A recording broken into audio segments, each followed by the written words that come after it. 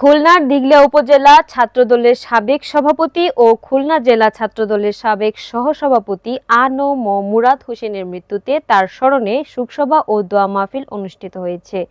দিঘলিয়া থানা বিএনপির আয়োজনে আজ সন্ধ্যায় সেনহাটি সরকারি মাধ্যমিক বিদ্যালয়ের অডিটোরিয়ামে এ অনুষ্ঠান হয়। মামুনের তথ্যচিত্রে বিস্তারিত জানাচ্ছেন সিথি জান্নাত। খুলনার দিঘলিয়া উপজেলা ছাত্রদলের সাবেক সভাপতি ও খুলনা জেলা ছাত্রদলের সাবেক সহসভাপতি আ.ন.ম মুরাদ হোসেনের মৃত্যুতে তার স্মরণে শোকসভা ও দোয়া মাহফিল অনুষ্ঠিত হয়েছে।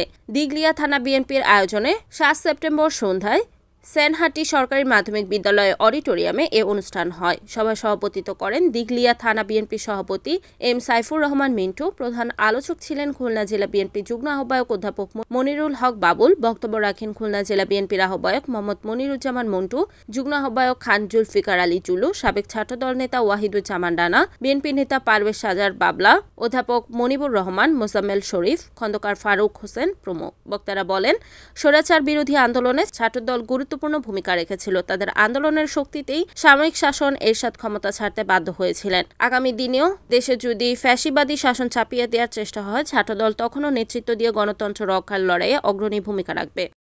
Report Mamun Hasan, NN TV, Khulna.